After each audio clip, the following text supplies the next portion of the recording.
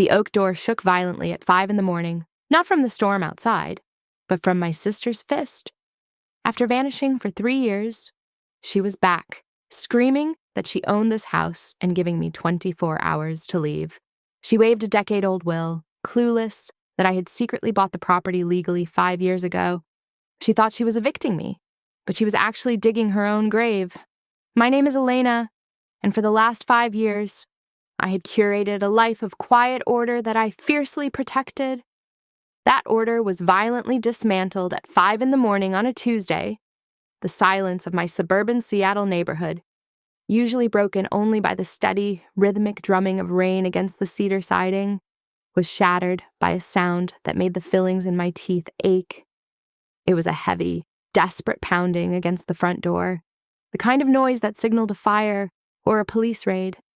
I lay in bed for a moment, staring at the ceiling of the master bedroom. A normal person would have reached for the phone or a baseball bat.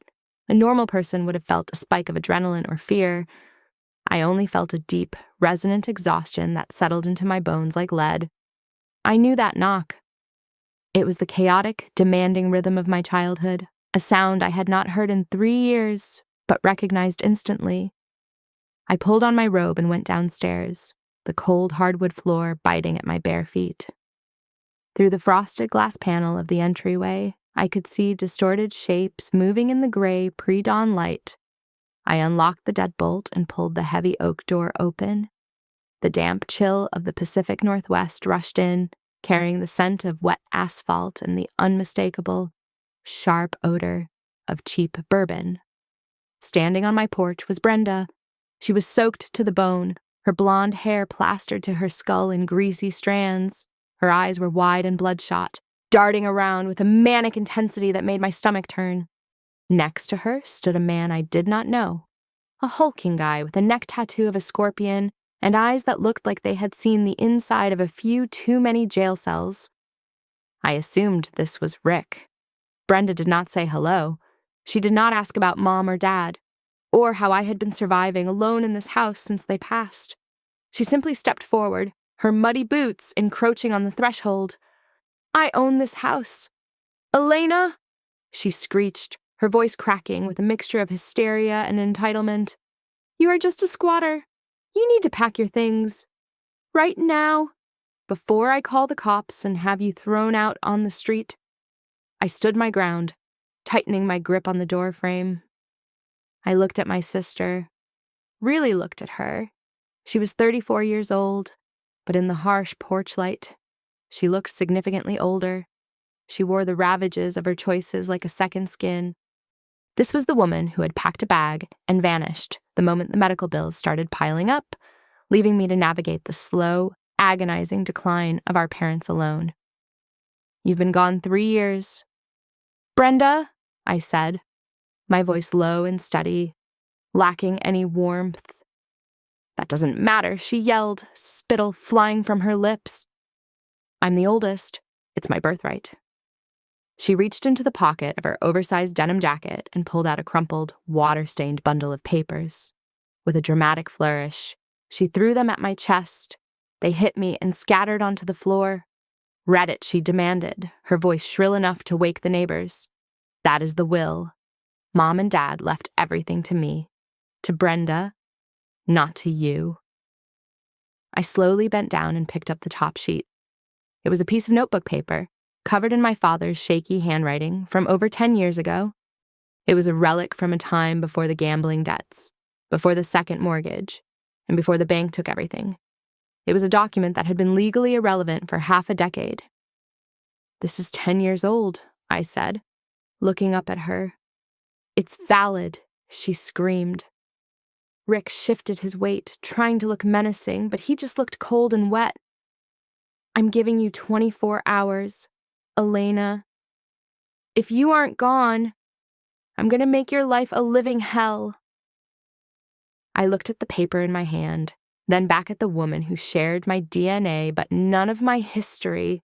I didn't feel the need to explain the law to her. I didn't feel the need to tell her about the auction or the LLC or the nights I spent working double shifts to buy this roof back over our parents' heads. I simply stepped back Get off my porch, I said. I slammed the door in her face, the sound echoing like a gunshot through the house. I locked the deadbolt. Outside, Brenda screamed, an incoherent sound of rage. Thud! Thud! Thud! She kicked the door again. I'm coming back, she howled, her voice muffled by the thick wood. I'm bringing a lawyer this afternoon. You hear me. This is my house. I leaned my forehead against the cool wood of the door, listening to her rage against a reality she didn't understand, knowing that the clock had just started ticking on her destruction. Not mine. I pressed my back against the solid wood of the door, feeling the vibrations of Brenda's fists slowly fade into the damp morning air. The silence that followed was heavy, not peaceful. It was the suffocating quiet of a house that held too many secrets. Standing there in the dim hallway, the ghost of my childhood rose up to greet me. It had always been this way. Brenda was the sun, burning bright and demanding all the oxygen in the room, while I was just the shadow she cast against the wall. I was the invisible child, the one who followed the rules and kept her head down, while Brenda was the star who could set the house on fire and still be praised for the warmth. My parents had worshipped the ground she walked on. They enabled her every impulse, funding her lifestyle until there was nothing left to give. I closed my eyes and let the memories of 5 years ago wash over me. That was the year the bottom fell out. Brenda's gambling habit had spiraled out of control, moving from scratch tickets to high-stakes poker tables she had no business sitting at. To cover her debts, Mom and Dad had drained their retirement accounts and taken out a second mortgage, then a third. They bled themselves dry to keep their golden girl afloat, and in return, the bank finally came for the house. When the foreclosure notice was nailed to this very door, Brenda did what she always did when things got hard. She ran.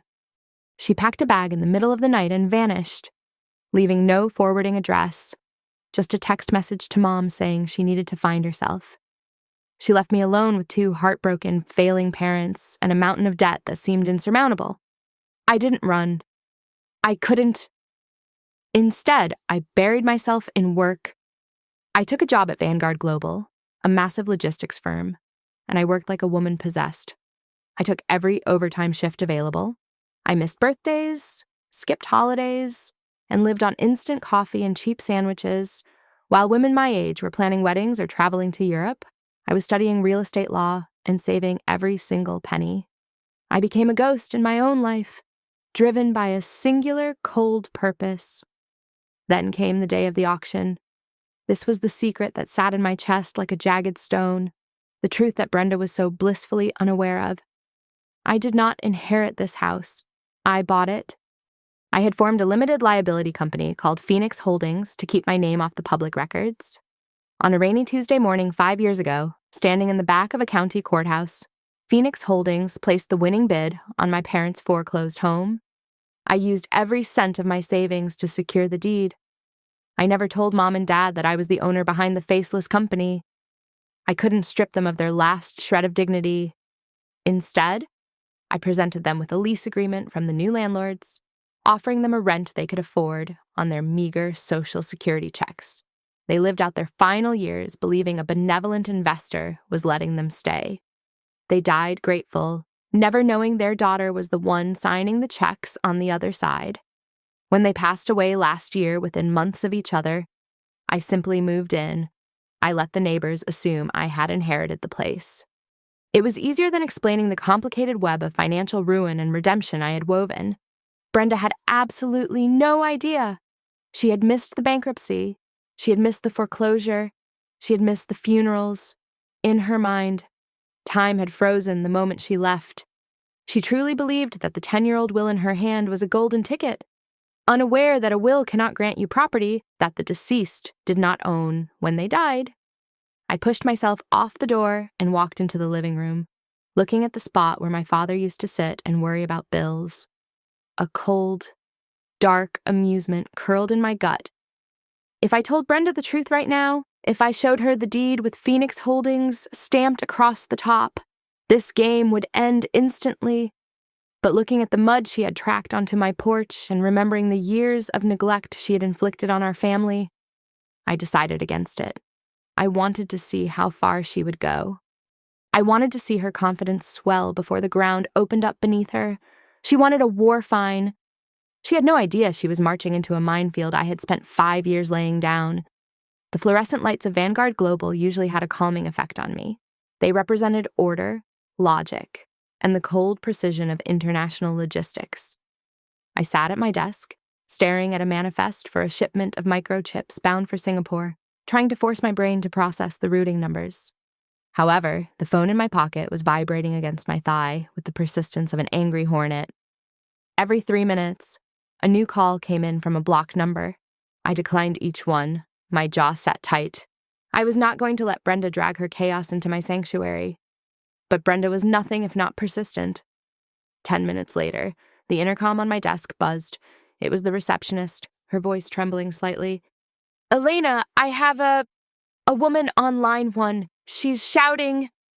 She says she's your sister and that she's going to call the press because you are, well, she said you are stealing assets from the elderly." I closed my eyes for a brief second, inhaling the sterile office air. She had escalated to the corporate line. "Transfer it to voicemail, please," I said, keeping my voice level, and blocked the number. Before I could return to the microchip manifest, the door to the corner office opened. Mr. Sterling, the regional director, stood there. He was a man who measured life in efficiency percentages and had zero tolerance for drama. He crooked a finger at me. I walked into his office, feeling the eyes of the junior analysts on my back. Mr. Sterling did not offer me a seat. "Elena, why is there a woman screaming about grand larceny and elder abuse on our main client line?" he asked, his tone dry. "We are trying to close the quarter, not run a reality television show." I straightened my blazer, meeting his gaze without flinching. I did not apologize, because apologizing implies guilt. "It is a domestic dispute involving an estranged sibling with a history of instability," I said clearly. "She is attempting to leverage my workplace to exert pressure. It will not happen again. I am leaving now to resolve the issue permanently." Sterling looked at me for a long moment, assessing my value against the headache I was currently causing. Finally, he nodded. "Fix it. Don't bring it back here." I walked back to my desk, my movements precise, but my heart was hammering against my ribs. My personal phone lit up again, but this time it was a text message from Mrs. Gable, my next-door neighbor. "There is a truck on your lawn. 2 people are at your door. I think they're trying to break in." I unlocked my phone and opened the home security app. The feed loaded, grainy but clear enough. My stomach dropped, not with fear, but with a cold, hard rage. Brenda and Rick were on my front porch. Rick was holding a heavy-duty power drill, grinding it directly into the mechanism of the smart lock I had installed last year. Wood chips were flying onto the welcome mat. Brenda was standing behind him, gesturing wildly, looking like a general commanding a siege. A normal reaction would be to call the police immediately to stop them. But I watched the screen for another 10 seconds. I tapped the record button, saving the footage directly to the cloud. I needed them to get inside. Attempted breaking and entering was one thing. Actual home invasion and destruction of property was another. I needed Rick to destroy that lock. I needed Brenda to cross that threshold. I dialed a number I had saved for this exact scenario. "Marcus," I said when the lawyer answered. "It is happening. They are drilling the lock now." "Do you have visual?" Marcus asked, her voice sharp and professional. "Yes." "Recorded and saved." I replied. "I am heading there now." "Don't engage until I get there," Marcus warned. "I will meet you in 20 minutes. Let them dig the hole a little deeper." "Understood." I hung up and walked to the wall, safe behind my desk. I spun the dial 3 turns right, 2 left, 1 right. The heavy steel door clicked open. Inside sat a single, thick manila envelope. On the cover, written in black marker, were the words, "Project Phoenix." I grabbed the file, feeling its weight. It contained the deed, the bank transfer records from 5 years ago, the foreclosure documents, and the receipts for every single medical bill I had paid for our parents. It was my shield and my sword. I grabbed my car keys and marched out of the office, the heavy glass doors sliding shut behind me. I was done being the invisible sister. I was going home to welcome my guests. I pulled my sedan into the driveway, the tires crunching over gravel, and the first thing I saw was my living room lamp lying in a puddle of muddy water. It was a minimalist designer piece I had saved for 3 months to buy. Next to it lay a stack of my hardcover books, their pages fanned out and soaking up the afternoon rain like sponges. My chest tightened, not with sorrow, but with a cold, sharp clarity. The line had been crossed. The sanctity of my home had been breached. I stepped out of the car, phone in hand, camera already rolling. I walked past the wreckage of my personal property on the lawn, documenting every soaked page and shattered bulb. The front door was standing wide open, the wood around the lock splintered and jagged where Rick had taken the drill to it. I stepped over the threshold, moving silently into the hallway. The smell hit me first. It was a mix of stale sweat and the fruity, complex aroma of a 20-year-old Pinot Noir that I had been saving for a special occasion. Brenda was lounging on my beige linen sofa, her muddy boots resting directly on the fabric. She was holding the bottle of wine by the neck, taking a swig as if it were cheap soda. When she saw me, she didn't flinch. She just lowered the bottle and smirked, a drop of red wine running down her chin. "I told you," she said, her voice thick with satisfaction. "Mom and Dad's house is my house. You can sleep in the basement if you know what's good for you." From the kitchen, I heard the sound of heavy chewing. Rick walked out, holding a block of my expensive cheddar cheese, biting into it like an apple. He looked at me, then at Brenda, and let out a wet, guttural laugh. "Nice place," he grunted, crumbs falling onto the carpet. I did not scream. I did not throw things. I kept the phone steady, panning from the ruined lock to the muddy boots on the sofa, then to the stolen wine in Brenda's hand. Every second of this was evidence. Every word they spoke was a confession. "You destroyed the lock," I stated flatly, my voice devoid of emotion. "And you are damaging my furniture."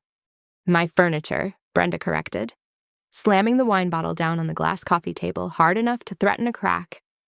"This is my inheritance. You're lucky I'm even letting you inside. In fact," she paused, a cruel glint entering her eyes, "if you want to stay, things are going to change. You want the basement fine? Rent is $2,000 a month. Cash. First payment is due right now." She looked at me with pure, unadulterated arrogance, believing she held all the cards. She thought she was the queen of the castle, finally reclaiming her throne.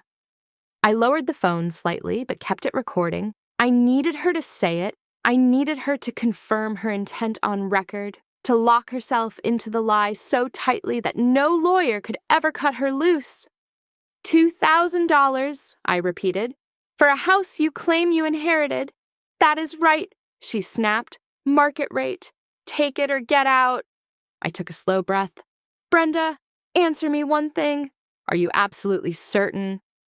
Are you sure this house is still in Mom and Dad's name? You are sure they never sold it?" Brenda laughed, a harsh, barking sound. She stood up, swaying slightly. "Of course I'm sure Mom and Dad would never sell this place. They promised it to me since I was a kid. You're just trying to confuse things because you hid the papers.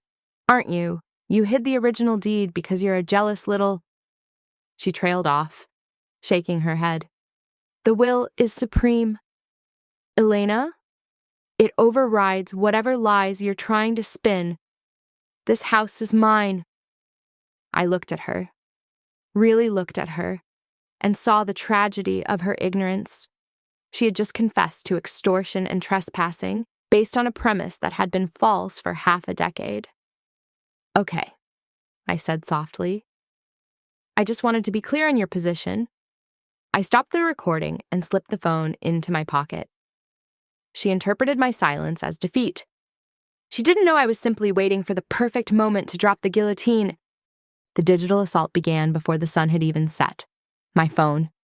which I had silenced but kept within sight, lit up with a relentless parade of notifications. It wasn't just Brenda anymore. It was the entire extended family network, mobilized by her tears and galvanized by lies. Uncle Jerry left a voicemail calling me a vulture. My cousin Sarah sent a long, blistering text message about how I was dishonoring our parents' memory by trying to kick my grieving sister out on the street. It turned out Brenda had been busy on social media. She had posted a photo of herself crying in my living room with a caption that read, "Heartbroken. Came home to care for Mom and Dad's legacy, only to find my own sister trying to steal everything. Please pray for me." It was a masterclass in manipulation. To them, I was the greedy little sister hoarding the family silver. To them, Brenda was the prodigal daughter returned to claim her rightful throne. The harassment moved from digital to physical an hour later. My Aunt Laura, a woman who hadn't visited my parents once during their 2-year battle with cancer, pulled into the driveway. She marched up to the porch where I was standing, her face flushed with righteous indignation. "Elena!" she shouted, pointing a manicured finger at my chest. "You should be ashamed of yourself. Truly ashamed." I looked at her, keeping my face impassive. "Hello, Aunt Laura." "Don't you hello me," she spat. "Brenda called me. She told me everything. How dare you try to evict her? She is the eldest. By right. This house is hers to manage. You are just being spiteful because Mom and Dad always loved her best." The words stung, but not for the reason she thought. They stung because of the sheer, willful ignorance. Aunt Laura didn't know about the nights I spent balancing checkbooks, trying to decide between paying for electricity or pain medication. She didn't know about the 5 years of mortgage payments I had made in secret to keep a roof over my parents' heads after Brenda bankrupted them. "Did Brenda tell you why the house was almost foreclosed on 5 years ago?" I asked quietly. "Lies." Laura waved her hand dismissively. "Brenda said you made that up to confuse your parents. You are cold-blooded. Elena, unless you apologize and let your sister take charge, the whole family's going to cut you off." I remained silent. To them, my silence looked like guilt. To them, my lack of screaming looked like submission. I watched Aunt Laura storm into the house to comfort Brenda, leaving me alone on the porch. Inside, I could hear them plotting, emboldened by my apparent passivity. Brenda made her fatal move. I watched through the window as she grabbed a piece of poster board and a thick black marker. She scribbled something on it in sloppy, frantic letters. Moments later, she marched out past me, ignoring my presence entirely, and hammered a stake into the front lawn. She taped the sign to it. "House for sale by owner, cash only, fast closing." She stood back, admiring her work. "I'm selling it," Brenda announced, looking at me with a triumphant sneer. "I'm taking the money and moving to Vegas. You get nothing." She turned and went back inside to celebrate with Rick and Aunt Laura. I stayed on the porch, staring at the sign. A small, cold smile touched my lips for the first time that day. Up until this moment, this was a civil dispute. It was messy, but it was civil. But now putting a property up for sale that you do not own is fraud. Accepting money for it is a felony. Brenda had just crossed the line from being a nuisance to being a criminal.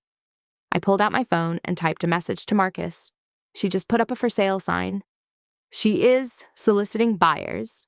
A moment later, Marcus replied, "Perfect. Let her take a deposit."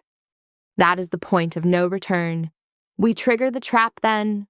I looked at the rain starting to fall on the cardboard sign. The ink was already beginning to run, but the crime was permanent. I turned and walked to my car. I would give them the night to dig their hole a little deeper. By tomorrow, there would be no climbing out. I spent the night at a quiet hotel downtown, sleeping deeply for the first time in days. My absence was not a retreat. It was bait. By leaving the house vacant, I allowed Brenda to believe she had finally won, to believe that her screaming and bullying had broken me. Silence is often the most effective trap, and Brenda had walked right into it with her eyes wide open. At 10 in the morning, I sat in the corner office of Marcus & Associates. The mahogany conference table was covered in a fortress of paperwork that I had built brick by brick over the last half-decade. The room smelled of old paper and expensive coffee.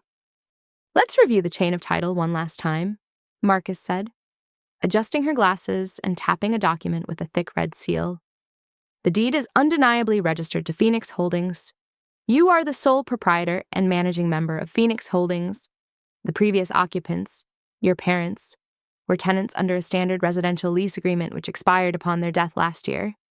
I nodded, sliding a stack of bound bank statements across the table. And here is the money trail. 5 years of mortgage payments, property taxes, and insurance premiums, all paid directly from my personal savings account into the LLC. And then to the lender, every single cent is accounted for. There is no ambiguity.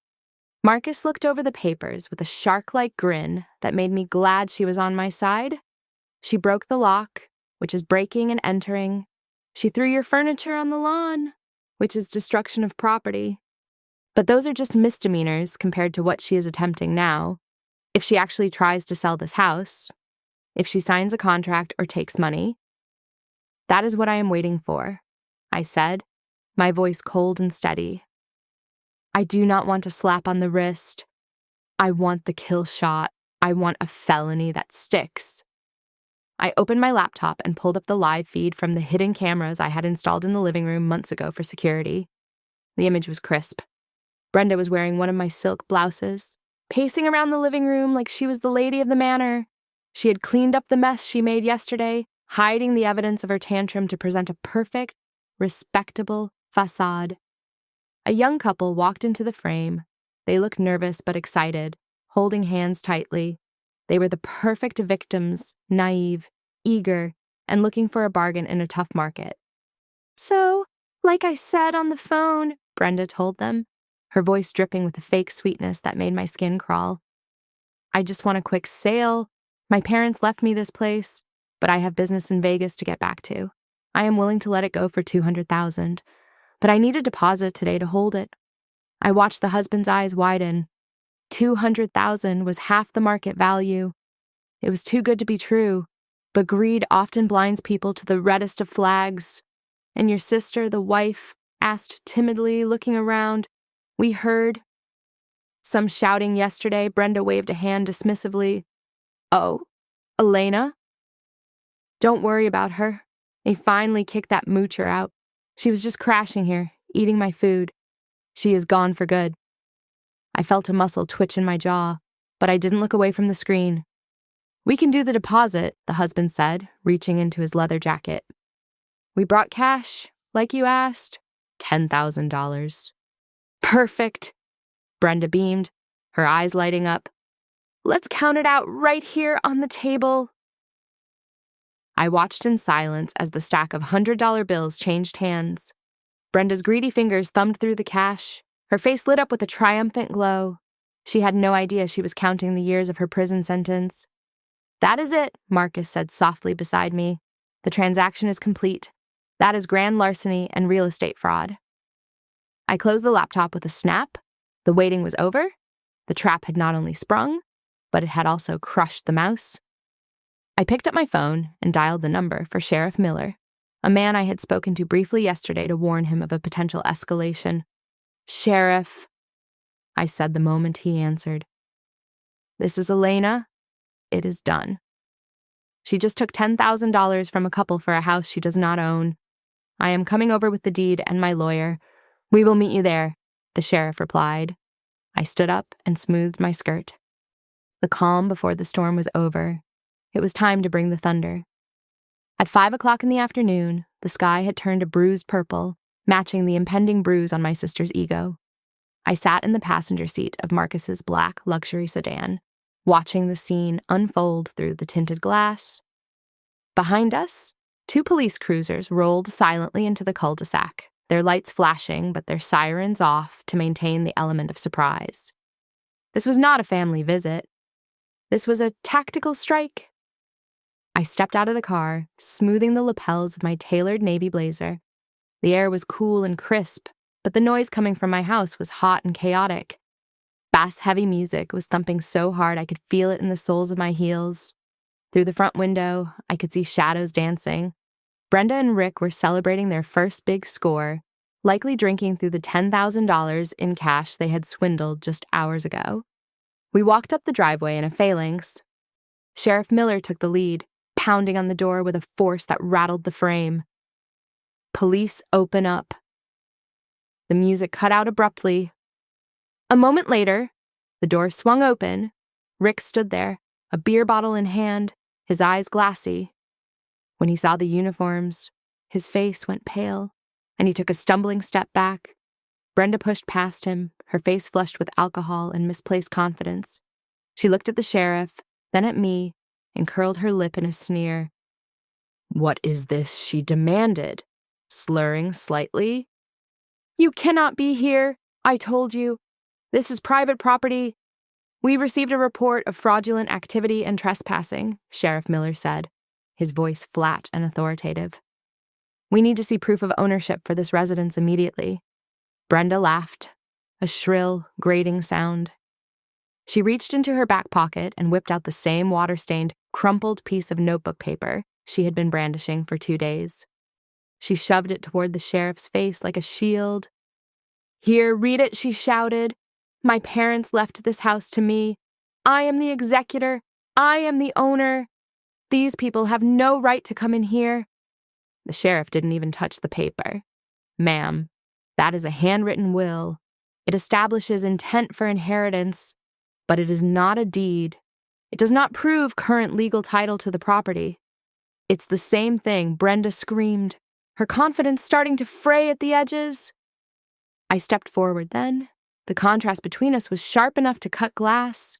Brenda was wearing dirty jeans and a stained t-shirt, looking every bit the desperate squatter she was. I stood tall, composed, and utterly calm. I didn't say a word to her. I simply walked past her, into the living room, and placed a thick, leather-bound folder on the coffee table. The thud it made silenced the room. The folder was heavy with the weight of the truth. The cover bore the red, official stamps of the King County Superior Court and the Land Title Division. "You are right about one thing."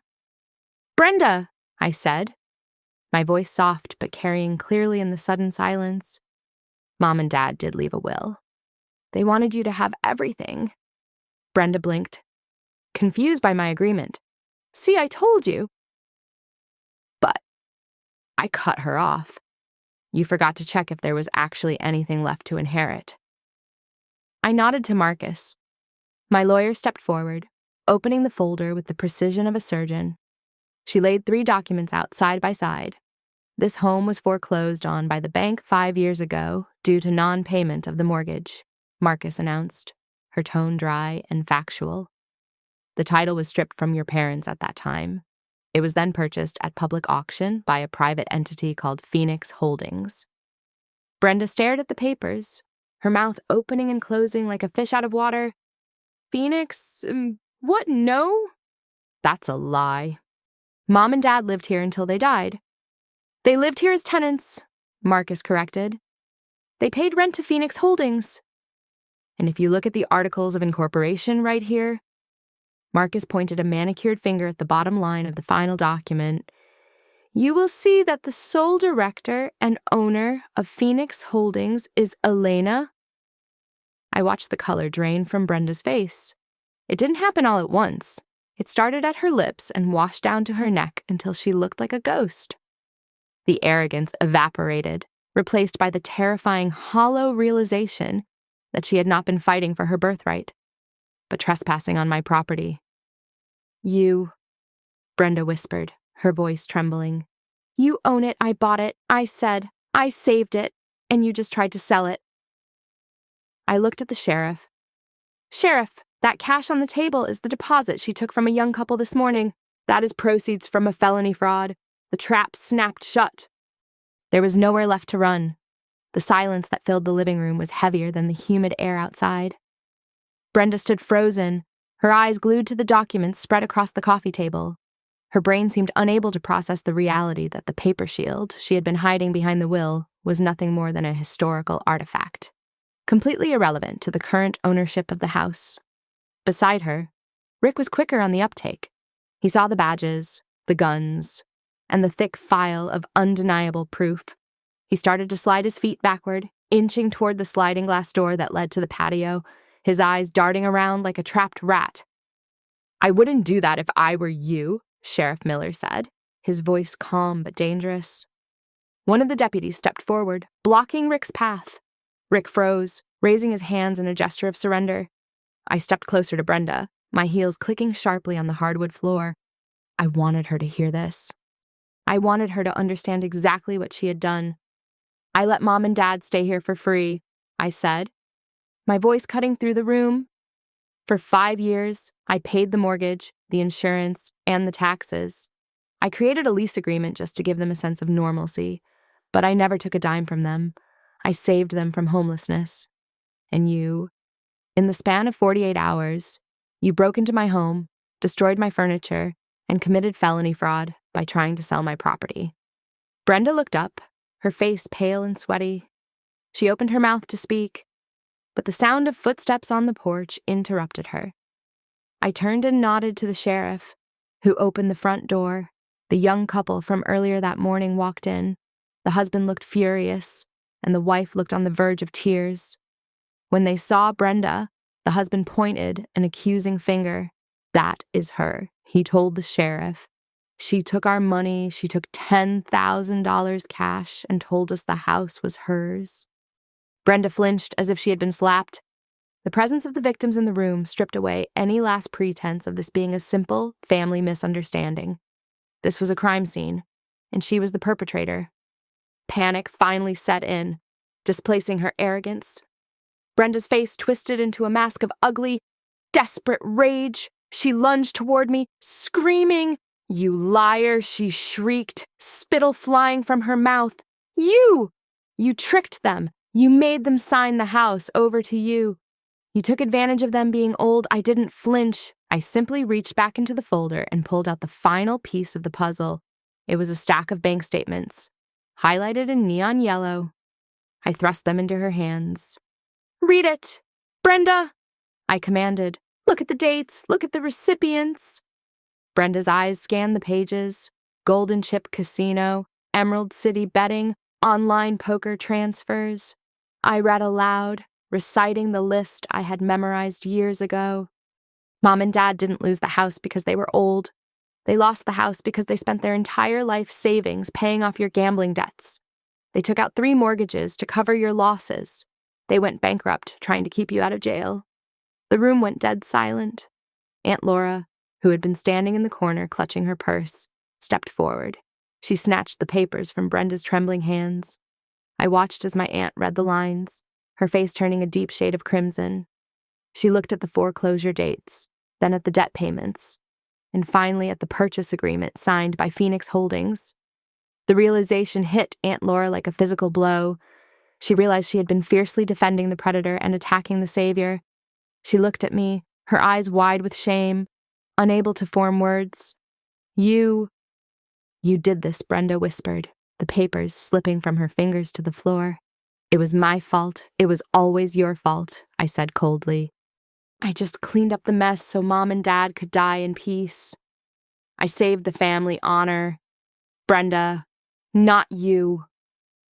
Brenda started to sob, a jagged, ugly sound. "But I have nowhere to go." "That is not entirely true," Sheriff Miller said. He unclipped the handcuffs from his belt. "You have the right to remain silent." The metallic click of the cuffs locking around Brenda's wrists echoed through the room. Rick was already on the ground, being cuffed by the deputy. As the cold steel bit into her skin, Brenda looked at me one last time, her eyes filled with a terrifying mixture of hatred and realization. She finally understood that the sister she had bullied for decades had grown into a force she could not break. The house she thought was her kingdom was actually her prison, and she had walked right into the cell and locked the door herself. The click of the handcuffs acted like a switch on Brenda's psyche. The arrogance that had fueled her for the last 2 days vanished instantly, replaced by a desperate, weeping mess. She slumped against the deputy, her knees buckling under the weight of her new reality. Tears streamed down her face, mixing with the dirt and sweat, making her look like a tragic clown. "Elena, please," she wailed, her voice cracking. "You can't do this. We are sisters. We are blood. Think about Mom and Dad. They are watching us." I stood perfectly still, my arms crossed over my chest. I looked at the woman who had tormented my childhood and abandoned our dying parents. I felt absolutely nothing. The well of sympathy had run dry 5 years ago. "You did not remember we were sisters when you pounded on my door at 5 in the morning," I said, my voice cutting through her sobs like a scalpel. "You did not think about blood when you threw my books into the mud. You did not care about Mom and Dad when you gambled away their retirement and left me to clean up the wreckage. I'm sorry." "I'm so sorry," Brenda begged, looking around the room for an ally. I was desperate, Aunt Laura. Help me tell her. Aunt Laura, who had been silenced by the revelation of the gambling debts, found her voice again. She stepped forward tentatively, wringing her hands. "Elena, honey," Laura started, her voice trembling. Maybe this is too harsh, jail. She is your sister. Family should not put family in a cage. Can't we just work this out?" I turned my gaze to Aunt Laura. I did not raise my voice. I simply walked over to the coffee table and picked up a second binder.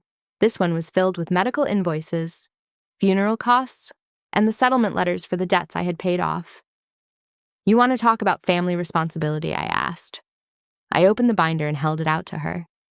"This is the cost of being Brenda's family. $200,000. That is what I paid to keep our parents out of a state-run facility. That is what I paid to give them a dignified funeral." I shoved the heavy binder toward Laura. She flinched and stepped back. "If you want to advocate for her," I continued, "then you can write me a check for $200,000 right now. Pay me back for what her mistakes cost this family, and I will consider asking the sheriff to be lenient. Do you have your checkbook?" "Laura." The room went deathly silent. Laura looked down at her shoes, unable to meet my eyes. The other relatives, who had been sending me nasty text messages all day, suddenly found the floor very interesting. "I didn't think so," I said, closing the binder with a sharp snap. I turned back to Sheriff Miller. "I am pressing full charges: trespassing, destruction of property, and grand larceny. I want the maximum penalty." Brenda let out a scream of pure despair as the deputies began to drag her toward the door. "No, no, Elena! You're a monster!" "Check him too," Sheriff Miller said, pointing at Rick, who was trying to look invisible against the wall. The deputy ran Rick's ID through the radio. A moment later, the radio crackled back. "Outstanding warrant for assault in Oregon. Cuff him," the sheriff ordered. Rick didn't even fight. He just hung his head as the metal clicked around his wrists. They hauled both of them out the front door, Brenda's wails fading as they were shoved into the back of the patrol cars. The flashing blue and red lights painted the living room walls in a chaotic rhythm. Then finally, the cars pulled away, taking the chaos with them. I did not sit down. I turned to the sheriff, who was still writing in his notebook. "I need a full incident report," I stated professionally. "I want every scratch on the floor, every broken lock, and every ruined piece of furniture documented. I know she has no money to pay restitution, but I want the damages on the official record. It will be necessary for the sentencing phase." "We will get it all down," the sheriff assured me. "You handled this?" "Very calmly, ma'am. I have had a lot of practice," I replied. I turned to Marcus, who was already pulling a fresh stack of documents from her briefcase. "The restraining order I asked." "Already drafted," Marcus said, uncapping a pen. "Permanent order of protection. Given the threats she made and the physical damage to the property, the judge will grant it immediately. Once she gets out of prison, she won't be allowed within 500 feet of you or this house." I signed the papers without hesitation. The scratch of the pen on the paper was the only sound in the room. The police finished their report and left. Marcus packed up her things and followed them, giving me a supportive nod on her way out. The young couple, the victims of the fraud, had left long ago to give statements at the station. I was finally alone. The house was quiet, but it was not the same silence as before. The door frame was splintered. The carpet was muddy. The air still smelled faintly of the cheap beer Rick had been drinking. The violation was physical and tangible. But as I looked around the wreckage of my living room, I didn't feel afraid. I felt a profound sense of finality. The tumor had been excised, the wound would heal, and this time, the infection wouldn't come back. I stood in the center of my living room, looking at the debris field my sister had left behind. Mud stained the beige carpet in jagged streaks. The door frame was splintered wood, hanging loosely from its hinges. My favorite ceramic lamp lay in shards near the fireplace. A normal person might have felt violated or heartbroken to see their sanctuary treated with such disrespect, but as I surveyed the damage, I felt lighter than I had in years. It was as if the cancer that had been eating away at this family had finally been cut out. The wound was raw, yes, but the poison was gone. I did not want to spend even one night surrounded by the filth she had brought into my life. I picked up the phone and called a 24-hour emergency cleaning service. I paid them triple the standard rate to come out immediately. By midnight, a crew of 4 was scrubbing the floors and steam cleaning the carpets. I watched them work, ensuring every scuff mark from Brenda's boots was erased. When they finished at 3 a.m, the house smelled of bleach and lemon, sterile and empty, standing in the clean, silent hallway. I realized something. This was not my home. It was a museum of trauma. Every corner held a memory of my parents' slow decline, of Brenda's selfishness, and of my own desperate struggle to keep the walls from caving in. I did not need this house to prove I had won. I had already won. At 9 o'clock the next morning, I called the top real estate agent in Seattle. I told her I wanted to list the property immediately. This time, there would be no fraud, no handwritten signs on the lawn, and no cash deals in the living room. It would be a legitimate sale with a clean title. I already knew what I would do with the proceeds. I had my eye on a penthouse in the city center, a glass fortress in the sky with a doorman, concierge, and 24-hour security. I wanted to live somewhere where the only thing knocking on my door at 5 a.m. would be the sunrise. Before the sale was finalized, I made one last trip. I drove to the cemetery under a clear blue sky. I stood over the twin headstones of my parents, the grass neatly trimmed around them. I placed a bouquet of white lilies on the ground. I kept my promise. I whispered to the cold stone, I took care of you until the very end, but I am done carrying the weight of this family. Now I have to live for myself. Sitting in my car afterwards, I took out my phone. I scrolled through my contacts, Aunt Laura, Uncle Jerry, Cousin Sarah, one by one. I selected their names and blocked them. I severed the digital tethers to the toxic network that had enabled Brenda for decades. It was a digital amputation, swift and necessary. 2 weeks later, I sat in the office of my lawyer, Marcus. The mood was celebratory. I signed the closing documents, handing over the keys to a nice family who would fill the house with new, happier memories. With each signature, I felt a massive weight lifting off my shoulders. I was not just selling a building, I was selling the burden of a lifetime. Miles away, in a gray cell at the county detention center, Brenda sat on a metal cot. I knew she was finally realizing the magnitude of her error. She had burned the only bridge she had left. She had mistaken my kindness for weakness and my silence for submission. Now, she had nothing but time to think about the fact that her arrogance had cost her the only person who might have saved her. I walked out of the office building and stepped onto the busy sidewalk. The sun was warm on my face. The city noise was a symphony of life moving forward. I took a deep breath, filling my lungs with air that tasted like freedom. No one knew where I was going. No one had my new address. And most importantly, I knew that no one would ever knock on my door at 5 a.m. again. Freedom, finally, belonged to me. Thank you so much for listening to my story. I would love to know where you are tuning in from, so please drop a comment below and let us share our thoughts.